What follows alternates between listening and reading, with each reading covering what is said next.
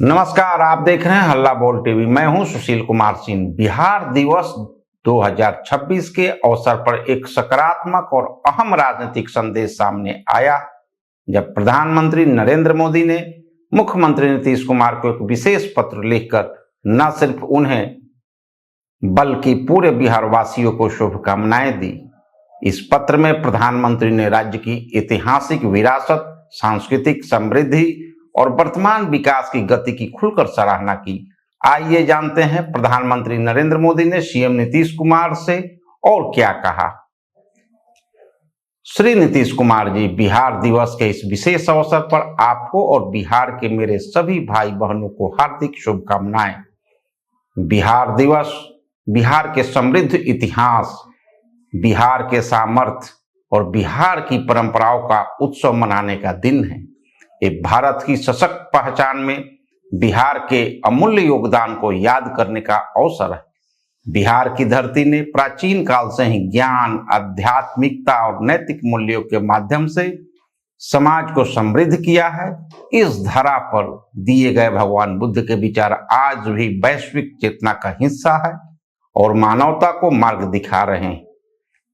इस भूमि ने आचार्य चाणक्य जैसे महान कूटनीतिज्ञ का प्रभाव देखा, जिन्होंने सम्राट चंद्रगुप्त मौर्य के साथ मिलकर एक सशक्त और संगठित भारत की नींव रखी।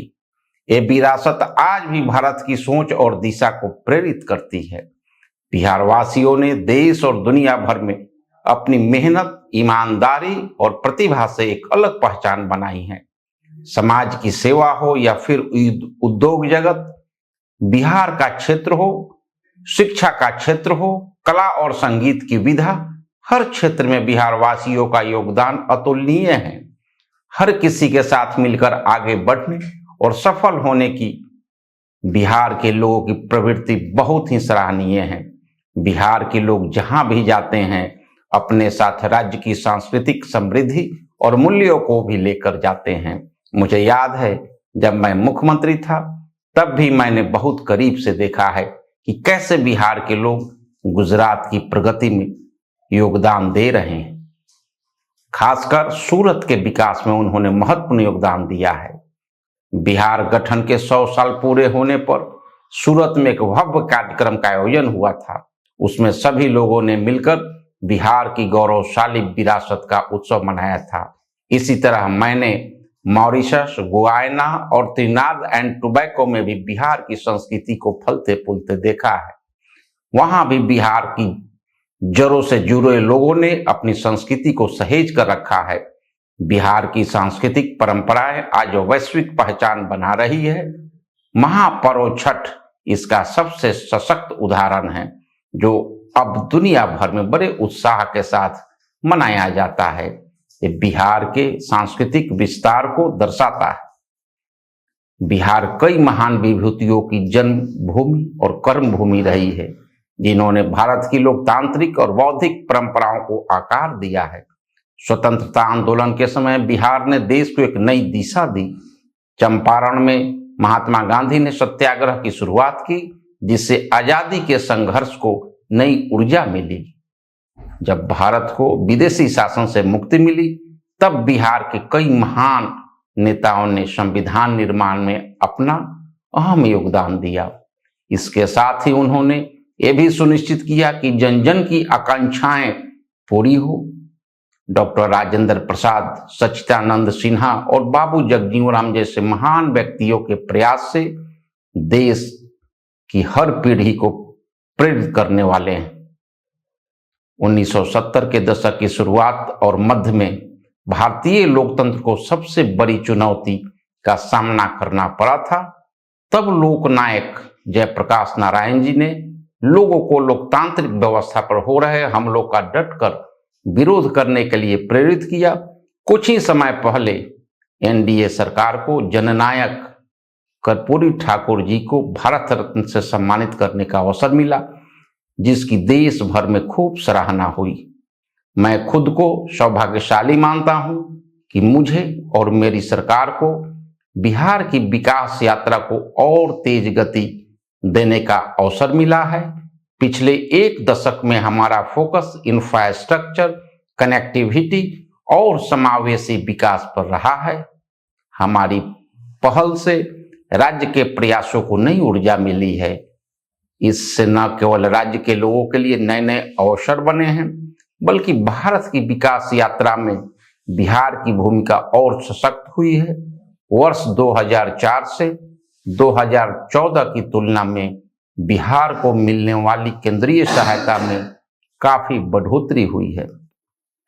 इससे बड़े पैमाने पर विकास परियोजनाओं को गति मिली है। आज बिहार में गरीबों के जीवन में ठोस बदलाव दिखाई दे रहे हैं।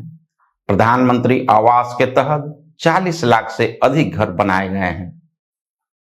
उज्ज्वला योजना के तहत 1 करोड़ 20 लाख से अधिक परिवारों को गैस कनेक्शन मिला है। सौभाग्य योजना के माध्यम से घर घर तक बिजली पहुंचाई गई है। हमारे किसान भी इस बदलाव के केंद्र में हैं।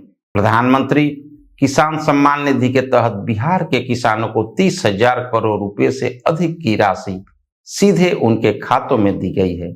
मुझे विशेष रूप से गर्व होता है जब मैं बिहार की नारी शक्ति को आगे बढ़ते हुए देखता हूँ।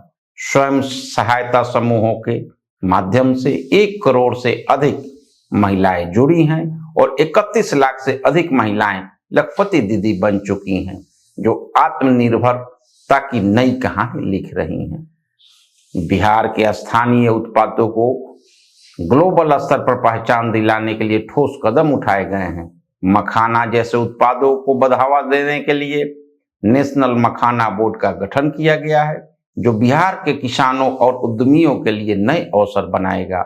नालंदा विश्वविद्यालय बिहार की ऐतिहासिक धरोहर है, जिसे एक नई पहचान देने का प्रयास हुआ है। इसके माध्यम से बिहार की प्राचीन ज्ञान परंपरा को जीवंत किया जा रहा है। कनेक्टिविटी के क्षेत्र में भी उल्लेखनीय प्रगति हुई है। रेल और हवाई संपर्क के विस्तार से बिहार को देश के अन्य हिस्सों से जोड़ने में बड़ी सुविधा हुई है।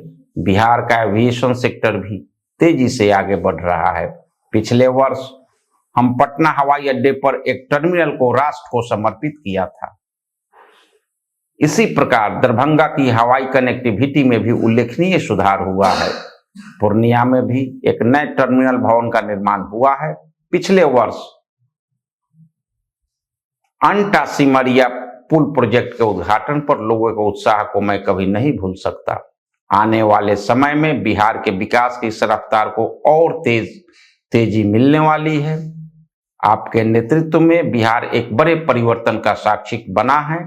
सुशासन के साथ समाज के सभी वर्गों के कल्याण के प्रति आपकी व्यक्तिगत प्रतिबद्धता ने राज्य में विश्वास, स्थिरता और प्रगति की एक नई धारा शुरू की है। आज का बिहार अपने गौरवशाली अतीत से प्रेरणा लेकर आत्मविश्वास के साथ भविष्य की ओर अग्रसर है। बिहार की ये यात्रा वास्तव में भारत की यात्रा का ही परिबिंब है, जिसमें निरंतरता, परिवर्तन और आशा तीनों साथ साथ चल रहे हैं। इस अवसर पर मैं एक बार फिर आपको और बिहार के सभी नागरिकों को अपनी हार्दिक शुभकामनाएं देता हूं। ईश्वर से प्रार्थना है कि बिहार निरंतर प्रगति करते हुए समृद्धि के नए आयाम स्थापित करे और आने वाली पीढ़ियों को प्रेरित करता रहे। अभी तक के लिए इतना ही। धन्यवाद।